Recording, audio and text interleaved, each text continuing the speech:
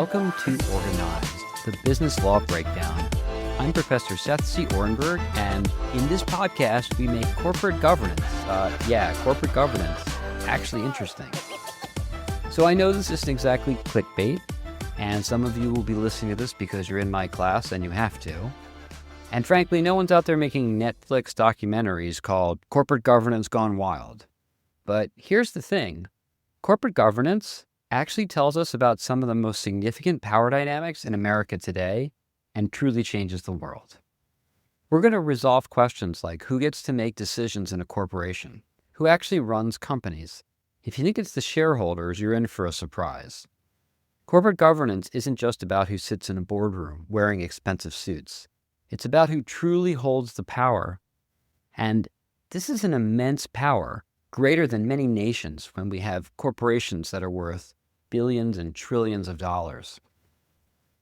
We're going to figure out who makes the big calls and who gets blamed when things go horribly wrong. And when I say horribly wrong, I mean Theranos, Enron, Boeing, maybe Tesla's next. Multi-billion-dollar disasters could have been avoided if corporate governance had actually worked.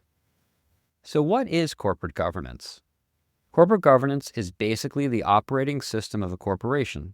It's a set of rules, both legal and extra-legal, that determine who has decision-making power, how those decisions are made, and who gets held accountable when things go sideways. At its core, corporate governance is about balancing power between three key groups: shareholders, who own the company, the board of directors, who oversee the company, and executives like the CEO and the CFO, who actually run the company on a day-to-day basis. And by the way, there are conversations about stakeholder theory, which would include other people in the conversation, like bondholders or locals who live near a factory or employees. This balance of power isn't just theoretical. It has massive real-world consequences. So let's try to figure out why corporate governance actually matters. And then hopefully that will motivate you to continue with these lessons. Some people think governance is just corporate red tape. I certainly meet enough people who think it's just really annoying that I recommend they engage in a formal process before the board renders a decision or that they document things. And others think that corporate governance is something lawyers worry about while real people in the company do actual work. So yeah, you can tell that to the executives at Boeing. Because if you remember, Boeing had two catastrophic plane crashes in 2018 and 2019. Both involved its new 737 MAX aircraft. This wasn't just a financial matter. 346 people died. Why? Because Boeing cut corners. They prioritized profits over safety. They pushed planes out the door and doors out of planes. And they skipped crucial pilot training. This wasn't just a failure of engineering. It would be silly to blame the person who didn't bolt the door that came off the airplane. It was bad governance. The directors were asleep at the wheel, red flags were ignored, and no one took accountability. And guess what? Shareholders sued because the company's value tanked. And it wasn't just shareholders, by the way. People got hauled in front of Congress, and there's real risks of going to jail when this sort of thing happens. So corporate governance isn't just a bunch of rules in a dusty binder. It determines how companies handle risk, how they would treat decisions around whether to rush a plane out or take their time with making sure that it functions. And it has to do with decision making. Good governance gets you companies that innovate, grow, and stay out of trouble. Bad governance gets you fraud, lawsuits, and CEOs doing perp walks. So who actually runs a corporation? Well, you might think the shareholders do. After all, they own it, right? A share of a company is literally a share of its ownership.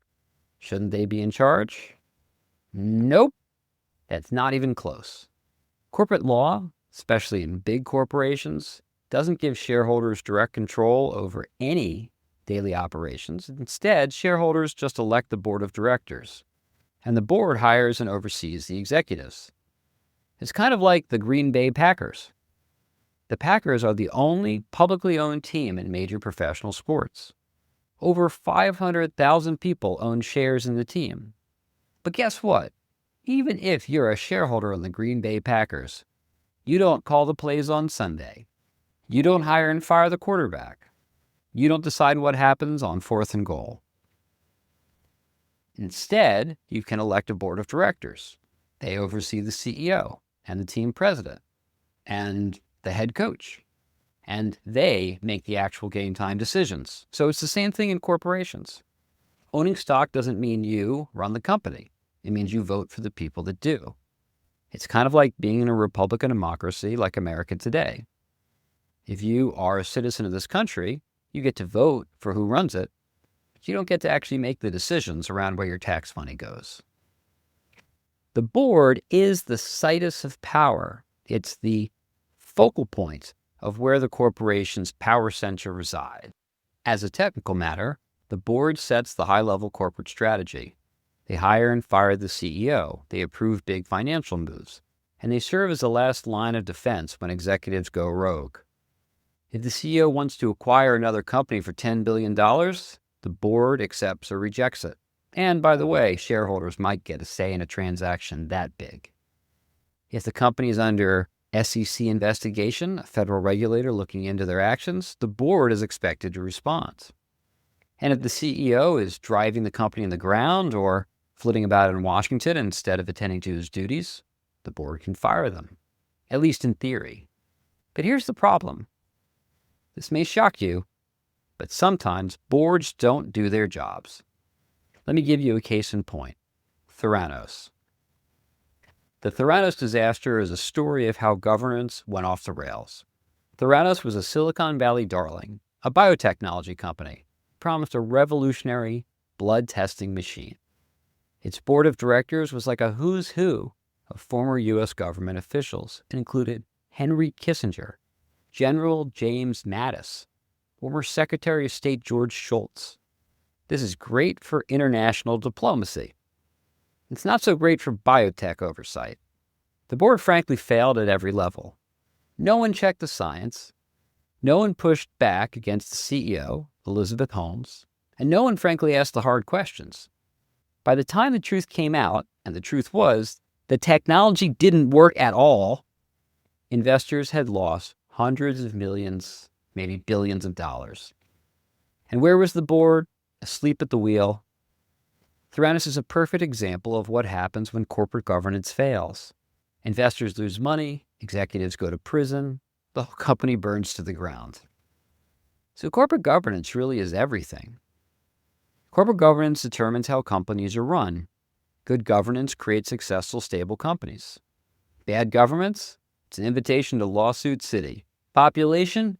You. In this season, we're going to go deep on governance. We're going to talk about how boards really work, what fiduciary duties really mean, and what happens when boards screw up. We'll also talk about how shareholder activism and hostile takeovers can shake up a company. Because when it comes to business, who makes the decisions and how the structure of decision-making occurs can be just as important as the decisions themselves. I'm Professor Seth C. Oranburg, and this is Organized, the Business Law Breakdown. I'll see you in episode 2, where we'll talk about the board of directors, power, duties, and disasters.